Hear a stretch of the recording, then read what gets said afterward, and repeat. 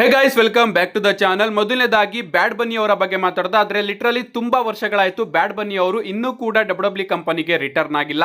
And ಯಾವಾಗ return ಆಗ್ತಾರೆ ಅಂತ ಎಲ್ಲರೂ ಕೂಡ ಕಾಯ್ತಾ ಇದೀವಿ. ಯಾಕಂದ್ರೆ ಬ್ಯಾಡ್ ಬನ್ನಿ ಅವರು ಕೂಡ ಅದ್ಭುತವಾದ ಪರ್ಫಾರ್ಮರ್ ಅಂಡ್ ಅದ್ಭುತವಾದ ರೆಸ್ಲರ್. ಅವರು ರ್ಯಾಪರ್ ಆದ್ರೂ ಕೂಡ ಡಬ್ಲ್ಯೂ ಮ್ಯಾಚಸ್ ಗಳನ್ನ ಅದ್ಭುತವಾಗಿ ನಮಗೆ ಕೊಟ್ಟಿದ್ದಾರೆ.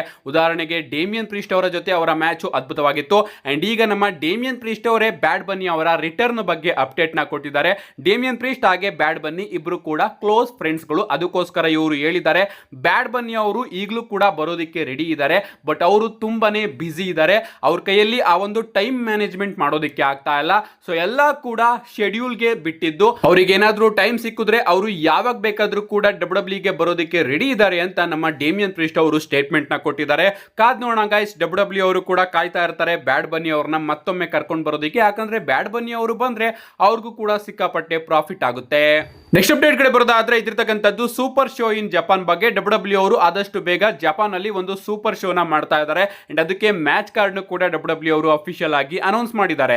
ಮೊದಲನೇದಾಗಿ ನಮಗೊಂದು 6 ಮ್ಯಾನ್ ಟ್ಯಾಗ್ ಟೀಮ್ ಮ್ಯಾಚ್ ಅಲ್ಲಿ ನೋಡೋದಕ್ಕೆ ಸಿಗ್ತಾ ಇದೆ. ಒಂದ್ ಕಡೆ ಸಿಎಂ ಪಂಕ್, ಜೇ ಉಸೋ ಹಾಗೆ ಶಿನ್ಸ್ಗೆ ನಾಕಮುರಾ ಇದ್ರೆ, ಇನ್ನೊಂದ್ ಕಡೆ ಸೆತ್ ರೋಲೆನ್ಸ್, ಬ್ರಾನ್ ಬ್ರೇಕರ್ ಹಾಗೆ ಬ್ರಾನ್ಸನ್ ರೀಡ್ ಅವರು ಇದ್ದಾರೆ.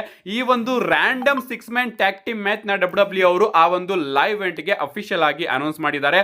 ಇದಾದ್ಮೇಲೆ ಮೊದಲು ವಿಮೆನ್ಸ್ ಇಂಟರ್ಕಾಂಟಿನೆಂಟಲ್ ಚಾಂಪಿಯನ್ಶಿಪ್ ಗೆ ಒಂದು ಟ್ರಿಪಲ್ ಥ್ರೆಡ್ ಮ್ಯಾಚ್ ನೋಡೋದಕ್ಕೆ ಸಿಗಬೇಕಾಗಿತ್ತು, ಜೂಲಿಯಾ, ರಿಯಾ ರಿಪ್ಲಿ ಹಾಗೆ ಯೋಸ್ಕೈ ಅವರ ನಡುವೆ. ಬಟ್ ಈಗ ಡಬ್ಲ್ಯೂ ಅವರು ಜೂಲಿಯಾ ಅವ್ರನ್ನ ಸ್ಟೆಫನಿ ವೆಕರ್ ಅವರಿಂದ ರಿಪ್ಲೇಸ್ ಮಾಡಿದ್ದಾರೆ. ಅಂಡ್ ಈಗ ನಮಗೆ ವರ್ಲ್ಡ್ ಹೆವಿವೇಟ್ ಚಾಂಪಿಯನ್ಶಿಪ್ ಗೆ ಸ್ಟೆಫನಿ ವೆಕರ್, ರಿಯಾ ರಿಪ್ಲಿ ಹಾಗೆ ಯೋಸ್ಕೈ ಅವರ ನಡುವೆ ಒಂದು ವಿಮೆನ್ಸ್ ಟ್ರಿಪಲ್ ಥ್ರೆಡ್ ಮ್ಯಾಚ್ ನೋಡೋದಕ್ಕೆ ಸಿಗ್ತಾ ಇದೆ. ಇಷ್ಟೇ ಅಲ್ಲ, ಒಂದು ವಿಮೆನ್ಸ್ ಟ್ಯಾಗ್ ಟೀಮ್ ಮ್ಯಾಚ್ ಕೂಡ ನೋಡೋದಕ್ಕೆ ಸಿಗ್ತಾ ಇದೆ, ಆಸ್ಕಾ ಅಂಡ್ ಕೈರಿ ಸೇನ್ ವರ್ಸಸ್ ರಾಕೈಲ್ ಹಾಗೆ ರಾಕ್ಸಿನಿ ಪ್ರೀಸ್ ಅವರ ನಡುವೆ. ಸೊ ಈ ಮೂರು ಮ್ಯಾಚಸ್ ಗಳನ್ನ ಡಬ್ಲ್ಯೂ ಅವರು ಜಪಾನ್ ನ ಸೂಪರ್ ಶೋಗೆ ಅಫಿಷಿಯಲ್ ಆಗಿ ಅನೌನ್ಸ್ ಮಾಡಿದ್ದಾರೆ. ನೆಕ್ಸ್ಟ್ ಅಪ್ಡೇಟ್ ಕಡೆ ಬರೋದಾದ್ರೆ ಇವತ್ತಿಂದ 6 ವರ್ಷದ ಹಿಂದೆ ನಮಗೊಂದು ಮೋಸ್ಟ್ ಶಾಕಿಂಗ್ ಚಾಂಪಿಯನ್ಶಿಪ್ ಚೇಂಜ್ ನೋಡೋದಕ್ಕೆ ಸಿಕ್ಕಿತ್ತು. ಇವತ್ತಿಂದ 6 ವರ್ಷದ ಹಿಂದೆ ಅಂದ್ರೆ 2019ರಲ್ಲಿ ಇದೇ ಡೇಟ್ ಅಂದು W smack down fox network ಗೆ ಮೂವ್ ಆನ್ ಆಗಿತ್ತು. ಅಂಡ್ ಅದರ ಮೈನ್ ಇವೆಂಟ್ ಅಲ್ಲಿ ಡಬ್ಲ್ಯೂ ಅವರು ಕಾಫಿ ಕಿಂಗ್ಸ್ಟನ್ ಹಾಗೆ ಬ್ರಾಕ್ ಲೆಸ್ನರ್ ಅವರ ನಡುವೆ ಡಬ್ಲ್ಯೂ ಚಾಂಪಿಯನ್ಶಿಪ್ ಗೆ ಒಂದು ಸಿಂಗಲ್ಸ್ ಮ್ಯಾಚ್ ನ ಅಫಿಷಿಯಲ್ ಆಗಿ ಕನ್ಫರ್ಮ್ ಮಾಡಿರ್ತಾರೆ. ನಾವೆಲ್ಲರೂ ಕೂಡ ಕಾಯ್ತಾ ಇದ್ವಿ ಒಂದು ಅದ್ಭುತವಾದ ಮ್ಯಾಚ್ ನ ಇವರಿಬ್ರು ಕೂಡ ಸೇರ್ಕೊಂಡು ಡೆಲಿವರ್ ಮಾಡ್ತಾರೆ ಅಂತ. ಬಟ್ ಮ್ಯಾಚ್ ಪ್ರಾರಂಭ ಆಗಿ ಕೇವಲ 9 ಸೆಕೆಂಡ್ಸ್ಗೆ ನಮ್ಮ ಬ್ರಾಕ್ ಲೆಸ್ನರ್ ಅವರು ಒಂದು FI ನ ಕನೆಕ್ಟ್ ಮಾಡಿ ಕಾಫಿ ಕಿಂಗ್ಸ್ಟನ್ ಅವ್ರನ್ನ ಪಿನ್ ಮಾಡಿ ಹೊಸ ಡಬ್ಲ್ಯೂ ಚಾಂಪಿಯನ್ ಆಗ್ತಾರೆ.